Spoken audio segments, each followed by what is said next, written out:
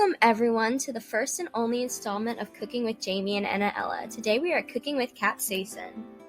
We are going to take you on a transformative journey of one of the most well-loved molecules in the world of chemistry, vanillin. You know it as the essence of vanilla, but today we're diving into how this aromatic superstar evolves into vanillin oxime, one of the main precursors to the Spice King, capsaicin.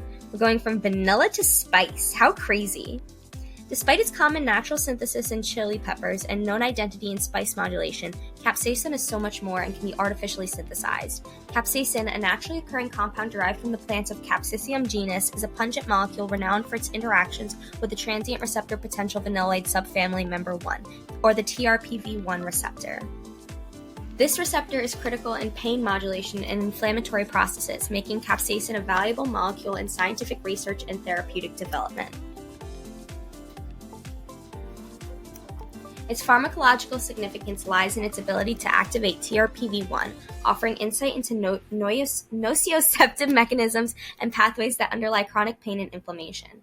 Capsaicin's unique properties also make it a versatile tool for studying acute and chronic pain conditions in experimental models, as well as for designing targeted analgesics. Beyond its direct biological applications, capsaicin serves as the foundation for the development of the derivative with diverse uses. In the flavor and fragrance industries, its derivative enhance spicy profiles and contribute to innovative flavor formulations. Now, capsaicin doesn't just appear out of thin air. Generally, the first step is the formation of vanillin oxime from vanillin by oxime formation. The starting material for the reaction is vanillin and the base is hydroxylamine. While today we're focusing on one critical step, the formation of the oxime group. It's important to remember that this reaction is just one piece of a larger puzzle towards the spicy molecule we know and love. Here's vanillin, with its recognizable benzene with 3 substituents, a methoxy group, a hydroxyl group, and an aldehyde functional group. And here's our target molecule, vanillin oxime, where the aldehyde is replaced with an aldoxime group. This transformation isn't just fascinating, it's essential for creating capsaicin. We start with the nitrogen's lone pair from the hydroxylamine, acting as the electron donor, which forms a bond as opposed to oxygen because nitrogen is less electronegative, which makes it less stable and more able to donate its electrons. The vanillin electrophile is electropositive because the electronegative oxygen pulls the electron density towards itself, leaving the carbon with a partial positive charge.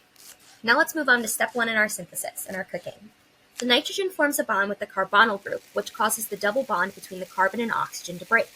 This bond breaking results in the formation of a single bond to the oxygen, leaving the oxygen negatively charged. In step 2, the oxygen that was originally double bonded to the carbon as a part of the aldehyde functional group is now negatively charged with 3 lone pairs. In order to become neutral, the negatively charged oxygen forms a bond with one of the electropositive protons on the hydroxylamine. The formation of this bond causes the bond between the proton and the hydroxylamine to break, resulting in a proton transfer and the formation of a new hydroxyl group. In step 3, the lone pair on the nitrogen forms a double bond with the carbon it's connected to, causing the bond between the carbon and the hydroxyl group to break. In step 4, and our final step in this process, the resulting positively charged nitrogen due to the 4 bonds to it, while the hydroxyl group becomes negatively charged. The negatively charged oxygen from the hydroxyl group then forms a bond with the hydrogen attached to the nitrogen. This bond formation causes the bond between the hydrogen and nitrogen to break, producing a water molecule. The water molecule mixes with the water that's already present in our solvent. Now let's circle back to our target molecule. Although our new final product is now vanillin oxime, it is supposed to be used as our precursor to capsaicinoids, the primary capsaicinoid being capsaicin. Now we all know that capsaicin is not only used in its fragrant and spice usages, but as a precursor in pharmaceutical research. This transformation not only expands vanillin's utility, but also showcases the beauty of organic synthesis.